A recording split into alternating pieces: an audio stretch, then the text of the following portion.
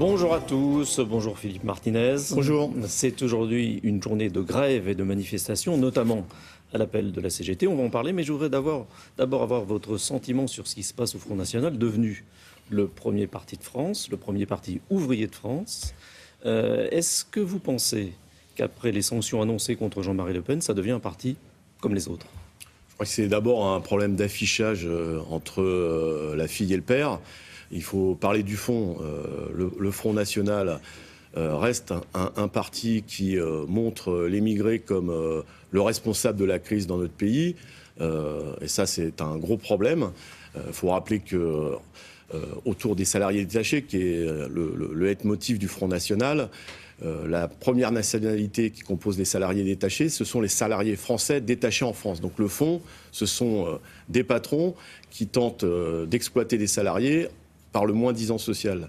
La deuxième chose, c'est la réalité que vivent les citoyens, et notamment les salariés, dans les villes qui sont administrées par le Front National. Je pense à Béziers, par exemple, où il y aura une manifestation le 6 mai prochain à l'appel de plusieurs organisations sur réduction des dépenses publiques, réduction de personnel. Donc là, le fond est là, et de ce point de vue-là, c'est le vrai visage du Front National. Vous pensez donc que les sanctions annoncées par Marine Le Pen contre son père, ça ne change rien ?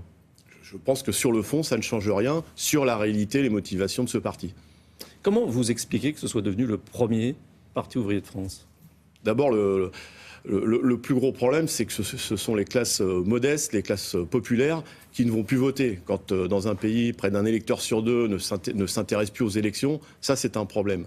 La deuxième chose, c'est effectivement, face à une situation de crise, il y a un certain nombre de salariés, de retraités, qui considèrent qu'il faut porter une sanction au gouvernement, au parti dit traditionnel.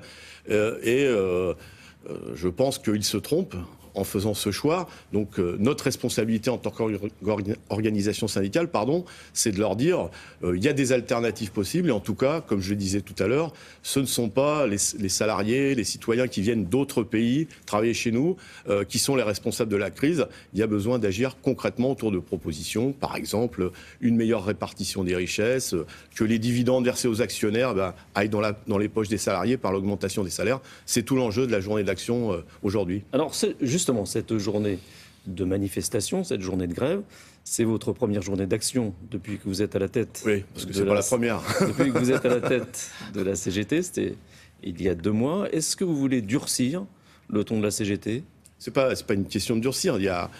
C'est une mobilisation qui se prépare depuis des mois, bien avant que je sois à cette responsabilité.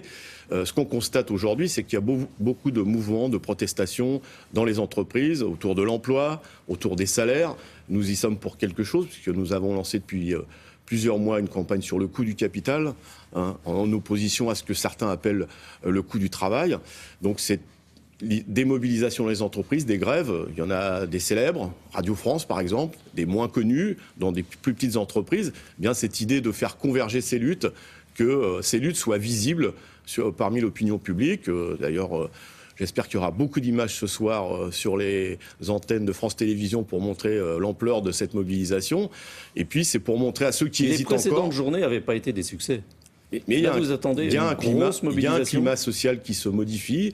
Il y a des explications des organisations syndicales qui passent mieux, notamment de la CGT, comme je viens de le dire. Il y a un vrai problème de pouvoir d'achat dans ce pays. Il y a un vrai problème de conditions de travail. Oui, il y a quelque chose qui est en train de changer. Nous, ce que nous souhaitons, c'est que ça s'amplifie dans toutes les entreprises. Laurent Berger, le patron de la CFDT, qui n'appelle pas à la grève, dit qu'il n'y a pas d'austérité, mais des inégalités. Qu'est-ce que vous lui répondez ? Je pense qu'il ne faut pas jouer sur les mots. Il y a le ressenti des salariés, c'est qu'il y a de l'austérité. Il y a de l'austérité parce que les salaires sont gelés. Donc quand les salaires sont gelés, il y a perte de pouvoir d'achat face à une inflation qui est certes légère. Le pouvoir d'achat a augmenté en 2014. Non. Le pouvoir d'achat... C'est ce que dit l'INSEE. Oui, l'INSEE dit que le salaire moyen a augmenté. Et je ne suis pas très fort en mathématiques, je ne sais pas. Mais en tout cas, le salaire moyen, c'est Quand il y a de plus en plus de riches et de plus en plus de pauvres, la moyenne peut augmenter. Ça dépend du niveau des salaires des plus riches. Donc les inégalités se creusent. C'est pour ça que le salaire moyen peut être supérieur. Mais vous savez comme moi qu'il y a plus de chômeurs. Ça, c'est une réalité. Il y a des gens qui sont de plus en plus dans des situations d'exclusion, de précarité. Et ça pèse sur les familles et sur leur capacité à consommer. Manuel Valls, hier, a présenté un nouveau plan pour l'investissement. 2,5 milliards d'euros. Oui. Est-ce que vous considérez que c'est un cadeau fait aux entreprises? Il le dit lui-même. C'est après plus de 200 milliards déjà d'exonération de cotisations. Eh bien, il en rajoute 2,5 milliards. C'est-à-dire que, alors que les mesures précédentes n'ont pas inversé la courbe du chômage, puisque le chômage continue à augmenter, eh bien, on continue dans la même stratégie. Le MEDEF demande et le gouvernement donne. Donc il y a besoin que cet argent, qui est l'argent des contribuables, c'est de l'argent public qu'on donne aux entreprises, qui vont, comme je le disais, dans les poches des actionnaires. Le CAC 40 a augmenté de 20% depuis le début de l'année. Eh bien, cet argent-là, il serait mieux dans la poche des salariés, par exemple avec des augmentations du salaire minimum, qui aura des conséquences pour toutes les catégories. Vous demandez combien au gouvernement ? 1 700 euros, le salaire, l'évolution du salaire minimum, et évidemment avec l'ensemble des niveaux de classification qui augmentent.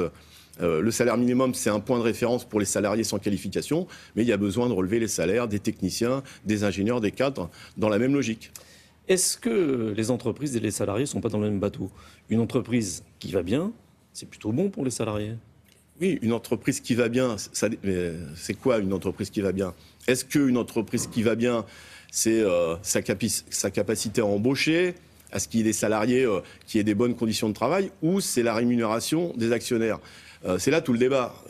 Pour le MEDEF, une entreprise qui va bien, c'est le niveau des dividendes versés aux actionnaires. Dans un certain nombre d'entreprises, d'ailleurs, les actionnaires disent, quand on leur donne 8 ou 9 milliards de dividendes, ils disent c'est pas assez, on en veut 10. Qu'est-ce que c'est qu'une entreprise ? C'est une communauté de salariés. Il y a des patrons, il y a un patron, il y a des salariés. Eh bien, tout ça, c'est ça qui fait la force d'une entreprise. Et les salariés créent les richesses. Donc, ils doivent être récompensés. Et la meilleure récompense, c'est le niveau de salaire. Merci. Merci à vous. William ? Merci, messieurs. Dans quelques instants, avec Brigitte.